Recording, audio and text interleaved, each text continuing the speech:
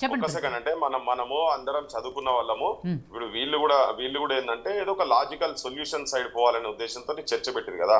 So మనం కూడా typical politicians లెక్క మనం ఆర్గ్యుమెంట్స్ పోవాల్సిన అవసరం లేదు. పాజిటివ్స్ ఏంటి, నెగటివ్స్ ఏంటి అనేది మనం ఎవరికి స్వేచ్ఛ ఉంది, మీకు స్వేచ్ఛ ఉంది, నాకు స్వేచ్ఛ ఉంది. సరే, గత ప్రభుత్వం మీద మీకు కూడా తెలుసు, మేము ఎట్లా ఫైట్ చేసినాము, ఎట్లా తిరిగినాము ఏందనే సంగతి మీకు మీకు క్లియర్ తెలుసు. దాంట్లో మళ్ళీ సర్టిఫికేషన్ కూడా అవసరం లేదు. ఇప్పుడు ఉన్నటువంటి అంశాలు ఎక్కువ దూరం పోడు కాదు. ఇప్పుడు నీకు కాంగ్రెస్ ఏం చేసింది, ఉన్న గవర్నమెంట్ ఏం చేసింది, మీరు సపోర్టివ్ గా మీరు అందులో ఉన్నారు కాబట్టి మాట్లాడాలి, తప్పదు.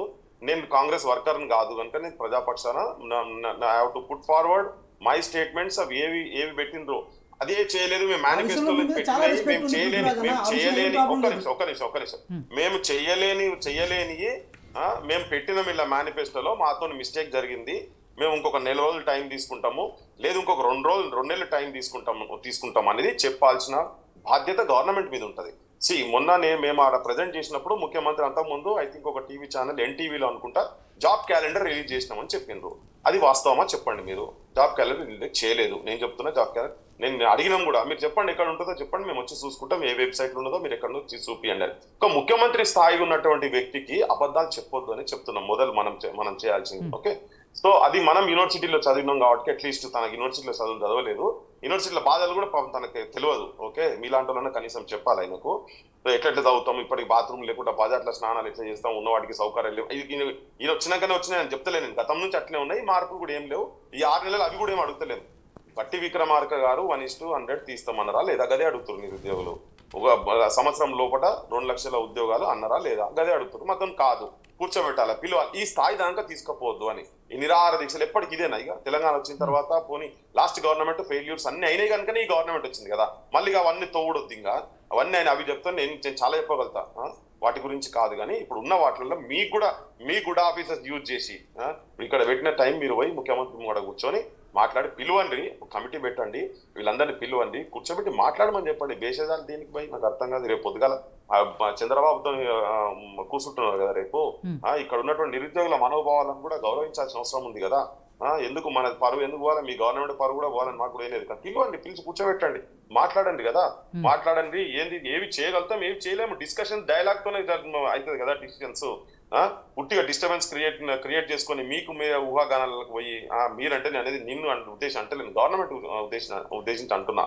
ఇప్పుడు చిన్న సమస్య వస్తే మీ దాంట్లో ఎవరన్నా ఒక జీవన్ రెడ్డి గారు స్టేట్మెంట్ ఇచ్చారు, అలకబూని అంటే ఇమీడియట్ గా డిప్యూటీ చీఫ్ మినిస్టర్ పోయిండు, శ్రీధర్ బాబు పోయి ఆయన ఇంటికాడ కూర్చున్నారు కదా. మరి మీరు ఎలక్షన్స్ కు ముందు రాహుల్ గాంధీకి వచ్చి చిక్కడపల్లి హాస్టల్లో కూర్చున్నప్పుడు ఇవాళ ఏమైతుంది? మీ డిప్యూటీ చీఫ్ మినిస్టర్కో మంత్రులకు వచ్చి అదే చిక్కడపల్లి హాస్టల్ కాడ కూర్చుంటే ఎవడని అంటాడు. ఆడికి వచ్చి కూర్చొని మాట్లాడండి కదా.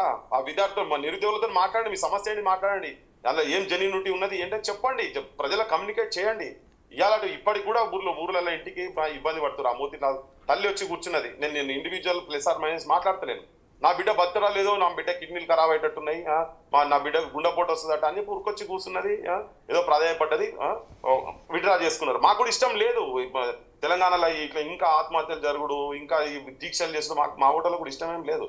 కానీ ఇప్పుడు ఏంటంటే మొన్నటిదాకా ఎలక్షన్లలో మౌత్ పీస్ అయినటువంటి గొంతులు మూగమైనాయి. ఇప్పుడు చాలా ఇప్పుడు ఇంతకుముందు చెప్పారు కోదండరాం వీళ్ళంతా మూగమైనారు, వాళ్ళు మాట్లాడతలేదు. కూర్చోవాలి, లేకపోతే వాళ్ళు మాట్లాడినప్పుడు అధికారంలో ఉన్నటువంటి వాళ్ళన్నా కానీ వచ్చి కూర్చొని ఆ లైబ్రరీ దగ్గర కూర్చోండి, యూనివర్సిటీ దగ్గర కూర్చోండి, వీళ్ళ దగ్గర పోండి, స్టూడెంట్స్ తో పోండి, నిరుద్యోగుల దగ్గర పోండి, ఇంటరాక్ట్ కాండి. మా బట్టలో మాట్లాడంటే మేము కూడా మాట్లాడతాం, అవసరం లేదంటే మీరే పోండి అబ్బా. మీరు పోయి కూర్చోండి, ఒక్కరితో ఇండివిజువల్ తో నిరాహార దీక్ష చేస్తున్న అనేటోళ్ళు కాదు. మీరు పోండి, వాళ్ళ హాస్టల్ దగ్గర పోండి. రాహుల్ గాంధీ ఎలక్షన్స్ ముందు అయితే పోయింది కదా, ఆ పోస్టర్లు అయితే ఉన్నాయి కదా, చూసిరు కదా, జనమంతా చూసుకున్నారు కదా. ఇలా ఎందుకు ఢిల్లీ దాకా ఎందుకు వాళ్ళు ఇక్కడి నుంచి పోయి ఎందుకు మేము చదువుకోవాల్సిన వాళ్ళు రోడ్ల మీదకి ఎందుకు ఎక్కాలి, ఆ పరిస్థితి ఎందుకు తీసుకొచ్చిండ్రు? సో నేను అంటున్నది ఏంటంటే మీ గుడ్ ఆఫీసర్స్ అనుకుంటేదంటే పోయి కూర్చోండి, ఆ మంత్రుల దగ్గర కూర్చోండి, పిలిపించుకోమని చెప్పండి, లేకపోతే వాళ్ళన్న బొమ్మని చెప్పండి. ఈ ఫ్రిక్షన్ అవసరం లేదు, ఎక్కడో దగ్గర ఎండ్ కావాలి. మీ లోపల చిత్తశుద్ధి నిజంగా కనుకుండేది ఉంటే మీరు చేస్తారు. అది చేస్తలేరు కాబట్టి మా బుడ్డలో మాట్లాడుతున్నాం. లేకపోతే ఎందుకు మాట్లాడతాం? మాకేం పంచాయతీ భయ్, మాకేం పంచాయతీ చెప్పు, ఎందుకు మాట్లాడాలి? ప్రతి ఒక్కరితో చేతులతో మెచ్చుకో, మాకేం సోక. కానీ ప్రజల పక్షాన అంశాలు ఉన్నప్పుడు మాత్రం బరాబర్ మాట్లాడతాం. ఎవరు మాట్లాడతారు లేకుంటే? సో అందుకని ఏంటంటే నువ్వు మాట్లాడేది ఏంటంటే నువ్వు సపోర్టివ్, నువ్వు ప్లస్లు చెప్తలేవు అంటే ఎందుకు ప్లస్లు చెప్పాల్సిన అవసరం లేదు. ప్లస్లు మీరు చెప్పుకోండి, మైనస్లు మేము చెప్తాం, మీరు వాటిని ప్లస్లు చేసుకోండి. మీరు కోర్టు చేసింది అంటే అందరు విజ్ఞులే కదా. మీరు మేనిఫెస్టో తయారు చేసినప్పుడు ఇక్కడ రోడ్ సైడ్ రోమియోలు స్ట్రీట్ ఫైటర్స్ తీసుకొచ్చి చేయలేదు కదా. పాండబల గుట్కలు తినేటోళ్ళను లేకపోతే బెల్ట్ షాప్లలో మందులు తాగి వచ్చేపోయి ఆడోళ్ళని చూసిన వాళ్ళు తను కాదు కదా మేనిఫెస్టోలు తయారు చేసింది. అంతా చదువుకున్నోళ్ళే కదా, చాలా మంది ప్రొఫెసర్స్ కూర్చొని చేశారు కదా. మా బోటోళ్ళం కూడా మొత్తం ఓ 50,000 కోట్లు పెడితే యూనివర్సిటీలు, డిగ్రీ కాలేజీలు, పీజీ కాలేజీలు, మెడికల్ కాలేజీలు, ఇంజనీరింగ్ కాలేజీలు, హాస్టల్ అన్ని మంచిగా అయితే ఆయన అంటే పెట్టలేదు, ఒకటే పెడతామన్నారు, అది కూడా పెట్టలేదు కదా. ఉద్యోగాలు అయితే మీరు అన్ని పెట్టారు కదా, మరి అంతా చదువుకున్నోళ్ళే కదా మేనిఫెస్టో తయారు చేసింది. గదే అడుగుతున్నారు కదా చదువుకున్న వాళ్ళు. పెట్టండి, పెట్టేసి ఇది అయింది, మాకు ఇంకో 6 నెలలు టైం పడుతుంది, 3 నెలలు టైం పడుతుంది, ఇట్లా ఉన్నది, ఇది ఇట్లా చదువుకుందాం, ఇట్లా నష్టపోయేటలకు మేము ఇట్లా కాంపెన్సేట్ చేస్తాము ఇవన్నీ చెప్పాలి కదా. అరే కనీసం ఒక 4 బువ్వ పెట్టే సెంటర్లు స్టార్ట్ చేయలేకపోయి గవర్నమెంట్ వచ్చిన గదాన్ని అడుగుండి. ఆకలికి చస్తున్నారా బయటకు వచ్చి కూర్చొని ఇళ్లలో ఎట్లున్నది పేదరికం నీకు తెలియదా వెంకట్? ఊర్లలో పేదరికం ఎట్లున్నదని చెప్పి ఒకరొకరు ఎంత ఇబ్బందులు పడి చెప్పి మా పెళ్లిళ్ళు చేసుకోకుండా ఏం చేసుకోకుండా వచ్చి ఏదో ఒక నౌకరు వస్తుందేమో కదా. 10 ఏళ్ళు నరకం చూసిండ్రు. ఇప్పుడు కూడా అదే కావాలా? ఇంకా 7 నెలలు ఎన్ని రోజులు కావాలి చెప్పు? ఒక 10 సెంటర్లను భూవనైనా పెట్టరు భయ్, ఓ పెడతలేరు. వాళ్ళు కూసబెట్టి మాట్లాడి చెప్పారు కదా ఇవన్నీ 4,000 రూపాయలు ఇస్తా అన్నారు. వాడు మొత్తం కాలి బిందెలు చేసి పెట్టింటే మరి మీకు తెలియదా? మీకు అవన్నీ తెలుసు కదా, అన్ని ఉన్నాయి కదా, మీకు తెలిసినవి ఉన్నాయి కదా. అక్కడ ఆ పింక్ పోలీస్ స్టేషన్ తీసుకొచ్చి మీరు ఇక్కడ బాస్ గా పెట్టుకున్నారు. ఓ 10 మంది విద్యార్థులు పోతే చాలు నేను ఎందుకు మాట్లాడతా అని చెప్పి పోలీస్ మైండ్ ఉన్నోని తీసుకొచ్చి ఇటువంటి వాటిలో పెడితే ఇదే ప్రాబ్లం అవుతుంది. పోలీస్ మైండ్ కాదు కావాల్సింది, ఒక కార్డియల్ అట్మాస్ఫియర్ లాగా పనిచేసేటువంటి వ్యక్తిని, అటువంటి మనసున్నోని కనుక తీసుకొచ్చి పెడితే కూర్చోబెట్టి చెప్తాడు. పెద్ద హాళ్ళు ఉన్నాయి కదా, 100 మంది వస్తే 100 మందిని కూర్చోబెట్టి ఎక్స్ప్లెయిన్ చేసి కన్విన్స్ చేయాలి. అందుకే కదా వాళ్ళని అటువంటి పెద్ద పొజిషన్ లో పెట్టింది. వీళ్ళందరూ ఎందుకు పెట్టింది మరి? అంత నేర్పడతానము, అంత విజ్ఞానం ఉన్నటువంటి వాళ్ళనే తీసుకొచ్చి అక్కడ పెట్టేది. Police mind but you get out from my room అనేటి వ్యక్తిత్వాలను ఉన్నట్టు పెట్టవద్దు, పోలీసు వాళ్ళని పెట్టవద్దు అటువంటి పొజిషన్లలో. యు ఆర్ నాట్ రన్నింగ్ ఏంటంటే జైలో లేకుంటే అటువంటి కాదు కదా నువ్వు రన్ చేసేది. అరే నువ్వు మొత్తం ఫ్యూచర్ తయారు చేసేటువంటి కేంద్రాలల్లో మంచి వాళ్ళని పెట్టాలి. అటువంటి వాళ్ళని మీరు ఇప్పుడున్న ముఖ్యమంత్రి వచ్చాడు సార్లు తిట్టిండు కదా వీళ్ళను, వాళ్ళని తీసుకొచ్చుకొని మళ్ళీ మీరు పెట్టిండు కదా. అందుకని ఏంటంటే ఇప్పటికీ కూడా మీరు పోయి కూర్చోండి, చెప్పండి, మీకు ఉండేది ఉంటే మీ కాంటాక్ట్స్ కావచ్చు, వీళ్ళందరికీ పోయి చెప్పండి ఇట్లా కాదు మనం చేయాల్సింది, ఇట్లా కాదు అని. మీరు చేయలేమని చెప్పండి, కానీ కూర్చోబెట్టి డైలాగ్ డిస్కషన్ చేయండి. సెక్రటరీ పెట్టి అంత పెద్ద బంగ్లా మొత్తం కట్టి పెట్టుకున్నారు కదా, కోట్ల రూపాయలు పెట్టి పోయినోడు కట్టి పెట్టిండు, నెత్తిలో కొట్టుకుంటుంది కానీ ఇవన్నీ ఎందుకు? ప్రిన్సిపాల్ సెక్రటరీలు, ఐఏఎస్లు, ఐపీఎస్లు అన్ని ఉండి రోడ్ల మీద వచ్చి నిరుద్యోగులు వచ్చి రోడ్ల మీద వచ్చి జెండాలు బట్టి నినాదాలు ఇస్తుంది. ఫైనల్ గా మీరు ఒక విషయం చెప్పండి. ఏదైతే నిరుద్యోగులు ఇప్పుడు ప్రస్తుతము ఒక ఆవేదనలో ఉన్నారు, నిరుత్సాహంలో ఉన్నారు అండ్ ప్రెషర్లో ఉన్నారు, మాకు ఇదంతా కూడా ఎగ్జామ్స్ కంటిన్యూగా ఉండటంతో ప్రెషర్ అవుతుంది, ఆత్మహత్య చేసుకోవాలనిపిస్తోంది అని చెప్పేసి కూడా రకరకాలుగా మాట్లాడుతున్న పరిస్థితుల్లో మీలాంటి వాళ్ళు వాళ్ళకి ఇచ్చే ధైర్యం కానీ, భరోసా కానీ, లేదు వాళ్ళు చేస్తున్న పోరాటానికి మద్దతు కానీ ఎలా ఉండబోతోంది ఫైనల్గా చెప్పండి. మేము ఆల్రెడీ మద్దతు ఇప్పటి నుంచి కాదు మొదటి నుంచి ఉండనే ఉన్నది, ఇప్పటికీ ఉంటుంది, ఎప్పటికీ ఉంటుంది. కానీ ఒక్కటే నేను చెప్పేది ఏంటంటే మీరు దయచేసి ఈ వాక్యాలు మీరు పెట్టండి. తెలంగాణకు అమరులు అవసరం లేదు, తెలంగాణకు సైనికులు కావాలి. Telangana needs soldiers not martyrs. Enough, చాలా త్యాగాలు జరిగిపోయినాయి, కొట్లాడదాం. Don't lose your confidence. Okay, మేము మా బౌటలం అయితే ఎప్పటికీ ఉన్నాము. పాలిటిషియన్స్ ఉండారు, ఇప్పుడు మొత్తం స్టేట్స్ మెన్ ఎవరు లేరు, only politician aims for next election లేవి దగ్గర లేవు కాబట్టి వాళ్ళు ఇష్టం వచ్చినట్టు చేస్తున్నారు. ఓ స్టేట్స్మెన్స్ కూడా తయారు కావాలి. మీరు ఎక్కడ కూడా మీరు డిస్కరేజ్ కావాల్సిన అవసరం లేదు, నిరుద్యోగులు యువకులు డిస్కరేజ్ కావాల్సిన అవసరం లేదు. ఇలా మెయిన్ ఛానల్స్ ఏమి చూపిస్తలేరు. ఇలా మీరు వాళ్ళు వచ్చి దీని మీద ఒక డిస్కషన్ చేసి కొన్ని ఫ్యాక్ట్స్ బయటికి తీసుకురావాలనే ప్రయత్నం చేస్తారు కదా. సో ఇట్లా జనం తరఫుకెళ్ళి, ఈవెన్ నిరుద్యోగుల తరఫుకెళ్ళి వాళ్ళు ఏమనుకుంటున్నారు, వాయిస్ ఇలా మొత్తం సమాజంలో కంప్లీట్ గా ప్రజలకు పోయేటందుకు ఇటువంటి కొన్ని ఛానల్స్ ఉన్నాయి కాబట్టి ఇంతకుముందు లెక్క వాళ్ళు ఏది రాస్తే అదే అన్నట్టుగా లేదు పెద్ద వాళ్ళు. ఇప్పుడు ఇవన్నీ ఉన్నాయి కాబట్టి భరోసాగా ఉండండి. నిరుద్యోగులు కూడా భరోసాగా ఉండాల్సిన అవసరం ఉంది. కొట్లాడి తెచ్చుకున్న తెలంగాణలో నౌకర్లు కూడా కొట్లాడి తీసుకొచ్చుకుందాం. మంచి మాట కినకపోతే వాళ్ళని ఎట్లా ఒత్తిడి చేసి తీసుకురావాల్సిందే.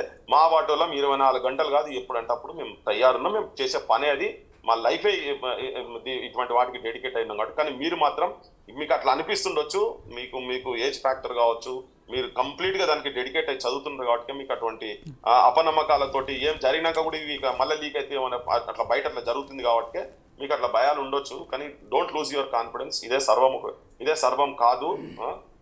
డెఫినెట్ గా ఉద్యోగాలు తీసుకోవాల్సిందే. మీరు మానసికంగా డౌన్ కావాల్సిన అవసరం లేదని చెప్పి చేతులెత్తి దండం పెట్టి విజ్ఞప్తి చేయదలుచుకున్నా. అందరికి విజ్ఞప్తి చేయదలుచుకున్నా. నిరుద్యోగులు ఎంత మంది అవుతున్నారో మీరు ప్లీజ్ డిసైడెంట్ కాకండి. పేరెంట్స్ ఉన్నారు, తెచ్చుకుందాం, బరాబర్ తీసుకొచ్చుకుందాం, బరాబర్ కొట్లాడదాం. ఇలా కాకపోతే రేపైతే బరాబర్ కొట్లాడదాం. మా సొంటోళ్ళం అందరం ఉన్నాం మీ అమ్మడని చెప్పి నేను మీ ద్వారా నేను నిరుద్యోగులకు విజ్ఞప్తి చేయదలుచుకున్నాను. డెఫినెట్గా పృథ్వీ గారు, మీలాంటి వాళ్ళ మద్దతు వాళ్ళకి ఈ టైంలో చాలా అవసరం కాబట్టి మీరు వాళ్ళకి పక్షాన నిలబడి మాట్లాడినందుకు, లైవ్లోకి వచ్చి కూడా ఇవాళ మీ సజెషన్స్ కానీ లేకపోతే మీ సూచనలు కానీ మీ వాయిస్ కానీ వినిపించినందుకు థ్యాంక్ యూ అండి. Thank you so much. Right, thank you. Venkatanayak గారు, ఎలక్షన్లకు ముందు ఢిల్లీ నుంచి వచ్చారు రాహుల్ గాంధీ గారు, చిక్కడపల్లిలో వాళ్ళతో మాట్లాడారు, మీ ఉద్యోగాలు మీకు ఇస్తామని చెప్పిన ఆయన. సరే, ఇప్పుడు ఆయన రావక్కర్లేదు ఢిల్లీ నుంచి చిక్కడపల్లి, కనీసం చిక్కడపల్లిలో ఉన్న వీళ్ళని ఢిల్లీ పిలిపించుకొని అయినా మాట్లాడి వాళ్ళకు భరోసా ఇవ్వచ్చే పరిస్థితిలో ఎందుకు లేదు? ప్రజాభవన్లో రేపు ముఖ్యమంత్రి, ఆంధ్రప్రదేశ్ ముఖ్యమంత్రి చంద్రబాబు నాయుడు గారితో మాట్లాడుతున్నారు, బట్ వీళ్ళతో మాట్లాడే టైం ఎందుకు లేదు? మేడం అది కూడా జరగవచ్చు, అది కూడా మాట్లాడడం జరగవచ్చు, పిలిపించుకొని కూర్చోబెట్టి, అంటే వాళ్ళ డిమాండ్స్ ఏందో కూడా జరుగుతుంది వేరు, జరగవచ్చు వేరు. వెంకటనాయక్ గారు ఆల్రెడీ 10 రోజుల నుంచి వాళ్ళు చేస్తున్నారు. వాళ్ళు టీజీపీఎస్సీ ముట్టడికి ప్రయత్నిస్తున్నారు. రేపు ఎల్లుండి వాళ్ళు చెల్లో ఢిల్లీ కార్యక్రమానికి అవును, అదే అంటున్నాను. పక్కన కూర్చొని మాకు రాహుల్ గాంధీ గారు హామీ ఇచ్చిపోయారు. బీఆర్ఎస్ గవర్నమెంట్ చేసినటువంటి తప్పులని మేము మాకు ఓట్లు వేసి గెలిపించండి, మమ్మల్ని అధికారంలోకి వచ్చిన తర్వాత నేను మీకు ఈ చిక్కడపల్లి లైబ్రరీ నుంచి పూర్తి భరోసా ఇచ్చిపోతే. నేను ఒక మాట చెప్తున్నాను మేడం, ఇప్పుడు వారు డిసెంబర్ తెలంగాణ యువకుల, తెలంగాణ ప్రజల ఆత్మగౌరవాన్ని దెబ్బతీసినటువంటి వాళ్ళతోటి ఈ రోజు ముఖ్య